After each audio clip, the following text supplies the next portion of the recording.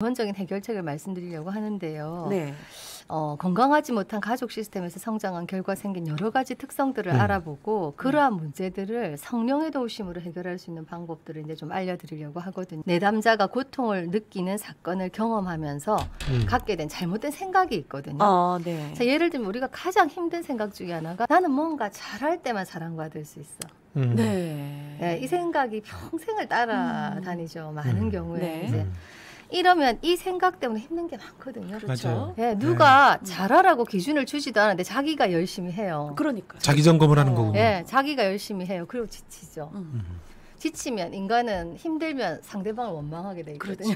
그렇죠. 집에 있는 상대방이 누군가요? 남편이죠. 남편이고 아내이고. 아이들이고. 네, 아내고. 이제 그렇게 해서 사실은 싸움이 일어나는 경우가 많죠. 네. 그래서 저희 부부가 구조조정을 한다라는 것의 의미는 상대방이 고쳐야 될 것들을 고치는 시간들을 갖기도 하지만 네. 관계 안에서 어려움이 있을 때 저를 보는 시간이기도 해요. 나를 보는 시간. 그렇죠. 근데 지금 이렇게 이제 코로나라서 다 잠잠하잖아요. 네. 있으니까 저를 좀 더 집중해서 보게 되죠. 그렇죠. 나 내면에 좀 더 집중하게 되죠. 네. 그러니까 구조조정이 훨씬 잘 되더라고요. 나를 더 깊게 바라보니까. 그 전에는 그냥 지나가잖아요. 바쁘고 피곤하고 지치고 하니까 지나가던 것들도 저를 좀 더 집중해서 보고 내가 왜 이렇게 힘들까? 이 내 기준이 높구나. 제가 이제 완벽주의 성향이 남아 있으니까 집안 일에도 잘 못하면서 기준이 높으니까 화가 나겠어요, 안 나겠어요? 그렇죠, 나죠. 잘하는데 높으면 잘하면 되는데 못하면서 높으니까 화가 나고 같이 있는 시간 기니까 그 원망이 누구한테 가요? 남편한테 가죠. 그렇죠.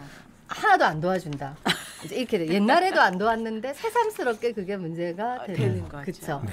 제가 계속 말씀드린 것처럼 인간은 그 자신의 연약함과 죄성 때문에 아이들은 가족 내에서 필연적으로 상처를 받을 수밖에 없거든요. 네. 우리가 뭐 성경의 가정을 보세요, 그죠? 상처 없는 가정이 있나요? 네.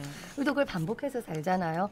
그렇지만 모든 사람에게 이 과정이 필요한 건 아닌 것 같습니다. 그러니까 신체 상처도 스스로 자연 치유력이 있는 것처럼 우리가 상처를 마음에 입었다고 할 때도 이게 외상 후 회복 성장이라고 하는 것처럼 자기가 스스로 그걸 딛고 일어서는 경우도 많습니다. 해결하는. 네, 그렇죠. 네. 그래서 TV에 나오는 그 입지전적인 인물들을 보면 다큐나 이런 것들을 보면 그들의 결핍이나 상처나 이런 것들이 그들의 자원이 된 경우를 네. 많이 보잖아요. 음. 무엇이 그것을 결정하는지는 이 대규모 연구들은 있을 것 같은데 네. 아직 딱 정해진 건 없지만 밝혀진 건 없지만 많은 그 요소들이 영향을 네. 줬겠죠, 그죠? 근데 이 외상후 성장을 통해서 이제 성장하신 분들은 오히려 그게 자원이 된 경우고요. 네. 이제 그렇지 않고 이게 못 이겨내신 분들은 네. 계속 그게 일상생활에 영향을 주니까 네. 이 회복의 과정이 필요한 것이죠. 그러네요. 그러면 상담이나 사역이 필요한 분들, 그런 네. 분들은 좀 어떤 분들일까요? 어떤 분들이냐면요, 그 기준은 내가 느끼는 어떤 그 고통, 내가 가지고 있는 그 고통 때문에 일상의 관계, 네. 그다음에 일, 우리 삶이 일하고 관계 두 가지잖아요. 그렇죠. 그 두 개에 얼마나 큰 영향을 주고 있는지를 보는 겁니다. 그러니까 뭐 때문인지 알 수 없지만 네. 일상에서 관계도 어렵고 네. 관계가 어려운 분들은 어디 가나 어렵거든요. 그렇죠. 예, 저 사람이 나를 힘들게 한다고 하지만 그 사람은 회사를 옮겨도 또 있다고요. 맞아요. 예, 네. 왜냐하면 나를 계속 자극하니까. 네. 예, 그 사람이 없어진다고 내가 힘들지 않은 게 아니거든요. 아니라. 그 사람은 도처에 있죠. 혼자 있지 않으면 그죠? 관계도 어렵고 또 일을 잘하는 것도 어렵다. 내가 뭔가 일을 해야 되는데 중독적인 행동을 계속 반복한다든가 이제 이게 네. 대표적인 케이스겠죠. 그래서 어렵다면 지금부터 말씀드리는 그 세 가지 증상 중 어떤 증상을 내가 갖고 있기 때문에 이렇게 관계나 일에서 어려움이 있는지 예, 이걸 한번 보시면 되거든요. 그래요. 그러면 상담이나 사역을 통해서 이제 회복되어야 할 증상 네. 어떤 것들인지 좀 봐야겠네요. 예, 크게 이제 세 가지로 분류할 수 있는데요. 네. 첫 번째는 여기서 이제 이름을 붙이기는 수동적인 열매다. 열매라는 것은 상처의 열매란 뜻이죠.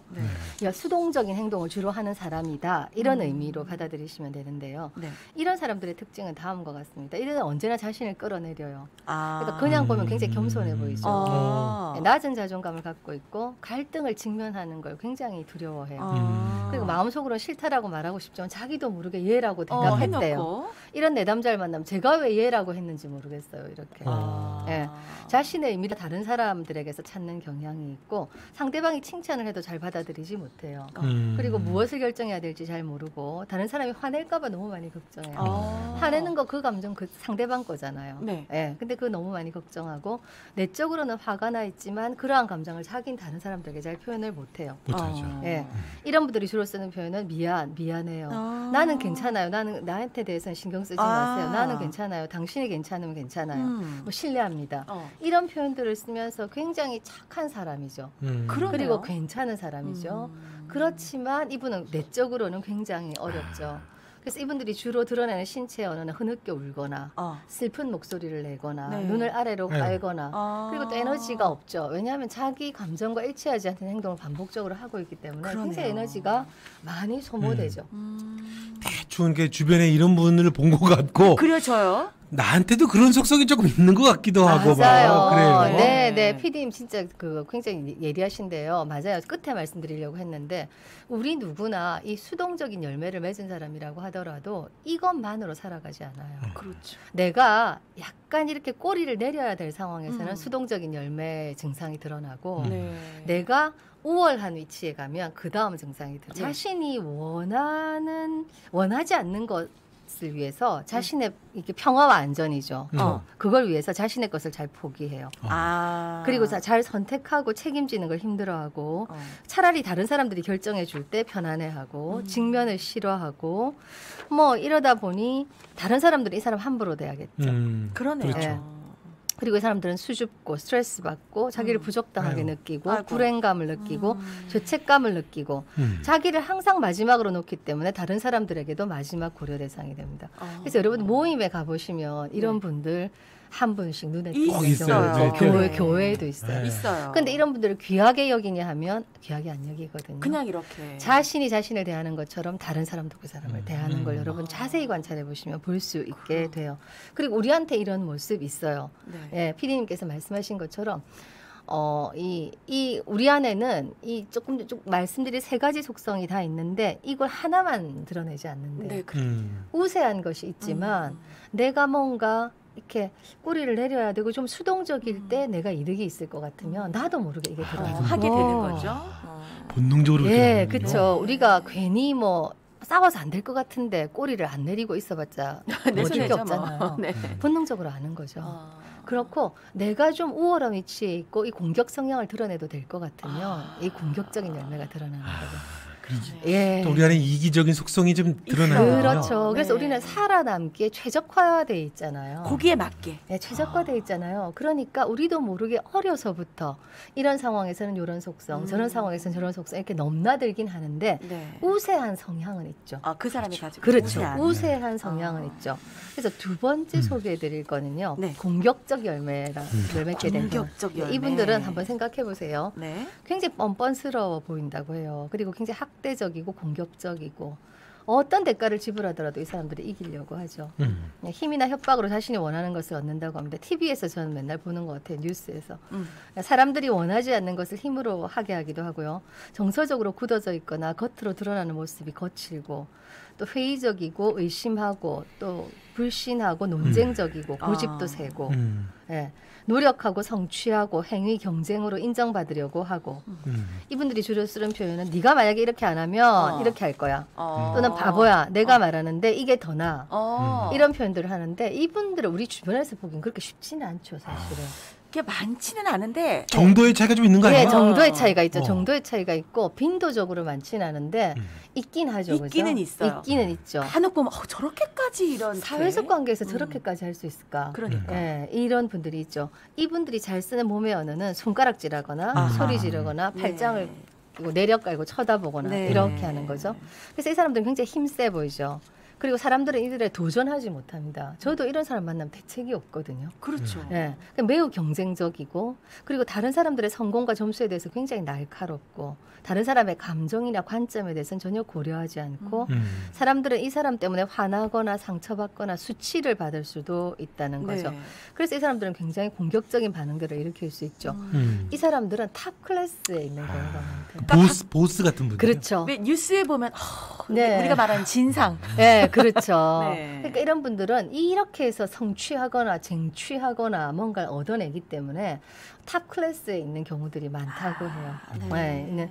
이 모든 사람 이런 사람들이 이기기를 원하고 어떤 대가를 치르더라도 강하게 보이기를 원하고 사람들의 관심을 항상 끌기를 원하기 때문에 그런데 이 사람들의 정서는 늘 짜증 나 있고 감사함이 없고 성가셔하고 불평이 많고 예. 이기는 것에 너무 많아진 에너지를 사용하니까 얼마나 힘들겠어요. 그 삶이. 예. 그래서 이기기 위해서 모든 관계를 사용하고 공격적인 것으로 다른 사람들과 관계하고 그러니까 성취의 측면에서 보면 이 사람들은 못 해낼 것이 없을 수도 있어요. 그럴 수 있겠네요. 네. 거침이 없잖아요. 거침이 없을 수도 있거든요. 거침이 없을 수도 있는데 주변 사람들은 굉장히 힘들죠. 그렇죠. 그러겠죠. 예. 그래서 우리 안에 사실은 이런 성향도 있거든요. 그렇죠. 예, 정도 이렇게까지 드러내지 않지만 내가 뭔가 나보다 약하거나 내가 꼭 성취해야 될 상황이거나 내가 쟁취해야 될 상황이면 네.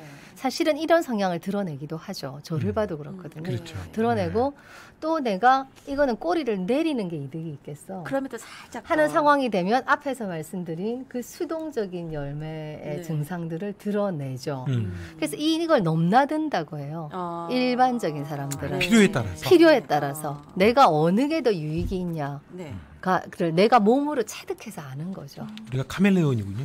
카멜레온이죠. 그래서 내가 누군지 사실은 잘 모르는 거죠. 그래서 제가 코로나 시대를 지나면서 드는 생각이 모든 역할들이 다 면제돼 있잖아요. 그렇죠. 지금 그렇죠. 저 같은 경우는 더 그렇거든요. 교회도 다 셧다운되고 상담도 없어지고 그러니까 제가 지금까지 제 삶을 살면서 이렇게 내 있는 모습 그대로 산 시절이 있었나? 나는 가장 나의 원래 오리지널 디자인에 가깝게 내가 살고 있는 것 같아. 이렇게 우리 남편한테 말한 적이 있거든요. 난 하나님이 만드신 가장 그 원래 모습에 가깝게 난 살고 있는 것 같아. 지금. 역할들이 다 면제되니까. 어떤 사회적 관계가 지금 없으니까. 네, 없으니까. 내가 뭔가 내 분성을 거스르고 해야 되는 것들이 없잖아요. 내추럴해진 거군요. 예. 그러면서 언제부턴가 이 삶이 너무 편한 거예요. 그거를 이제 알게 되는 거예요. 예. 야, 이게 내 오리지널 디자인에 가깝게 사는 이것이 굉장히 편안하구나. 편안하고 뭔가 저 안에서 통합이 일어난 느낌? 그리고 내 감정과 행동이 일치하는 느낌? 그것들이 주는 어떤 안정감, 평안함이 있더라고요. 그리고 교회를 안 가는데 하나님과는 좀 더 가까워지는 것 같아요. 네. 분주하지 않으니까. 맞아요. 그래서 내가 도대체 일상에서 내가 하나님과의 관계를 희생하고 내가 그 분주함을 쫓아다녔구나. 이걸 또 거꾸로 알게 되더라고요. 그러니까 우리가 사회적 관계를 가지면서 우리가 놓치고 있는 게 참 많이 있거든요. 그걸 근데 계속 그렇게 살았으면 몰랐을 것 같아요. 간사님은 아주 그래도 은혜로운 시간들 그런 보내고 저는 이게 은혜로운 시간이 될지 정말 몰랐는데 저는 사실 수다 떠는 것도 좋아하고 해서 제가 굉장히 외향성도 있다고 생각했는데 시간이 지나면서 그걸 할 수가 없잖아요. 할 수가 없으니까 가만히 이 삶에 잠잠히 이 삶을 살아낼 수밖에 없었는데 이 삶을 살면서 강제로 살게 되긴 했지만 느껴지는 건 그런 거예요. 가장 원래 모습에 가깝게 지금 살고 있는 것 같다. 간사님 아까 그 공격적이고 수동적인 얘기하셨을 때 궁금한 게 하나 있어요. 네네네, 말씀해 보세요. 보통 남자들이 이제 사회생활을 근데 요즘은 이제 안 그렇지만 남성들 그렇죠. 성적 편향성이 좀 있나요? 남성들이 훨씬 많이 있겠지만 남성들이 훨씬 많이 있겠죠. 남성들이 훨씬 이 공격적인 성향을 더 많이 드러내고 더 성취지향적이고 그게 이제 남성 호르몬의 역할일 거 아니겠어요. 빈도는 그렇겠지만 그 여성들이라고 해서 사실은 이 성향을 드러내지 않는다고 볼 수는 없죠. 여성들은 또 여성 나름대로의 방식으로 또 성취하고 경쟁하고 하겠죠. 그 요 모양이 가정에서 남편과 아내 사이에서도 공격과 수비가 계속 이렇게 벌어지는 거겠네요. 벌어질 수 있죠. 있죠. 그래서 이 공격적인 성향이 있는 사람들이 공격적인 성향이 있는 사람들을 편안해하지 않겠죠. 그렇겠네요. 편할 수 없죠. 이 사람들은 수동적인 열매를 맺은 사람이 훨씬 편하겠죠. 그렇죠. 그렇게 코드가 맞겠죠. 반대 성향. 예. 그래서 여러분이 부부를 가만히 관찰해 보시면 한쪽이 완전히 공격적이고 한쪽이 완전히 수동적이진 않지만 네. 맞아요. 이 공격성과 수동성이 코드로 묶여 있는 경우를 많이 균형이 좀 맞아요. 예, 네. 균형이 맞아요. 맞아. 마치 저울처럼 맞아요. 네, 네. 이제 깨지기 쉬울 때는 언제냐면요. 수동의 열매를 맺은 분이 아내라고 쳐요. 공격적인 성향이 있는 분이 남편이라고 쳐요. 그러면은 그 이제 서로 가까워지는 시기에는 그게 굉장히 서로에게 매력이거든요. 결혼의 그 딜레마가 뭐냐면은요. 결혼하기 전에 매력이었던 게 결혼하고 나서 비수가 돼서 나를 찔러요. 그러니까요. 맞아요. 네. 맞아요. 이 공격적인 성향이 있는 남자분들이 자기 주장적이고 적극적인 여자들이 절대로 매력적으로 보이지 않거든요. 맞아요. 싫겠죠. 직장에서 만나도 싫고 싫어요. 다 싫거든요. 그건 내 몫이에요. 예, 다 싫거든요.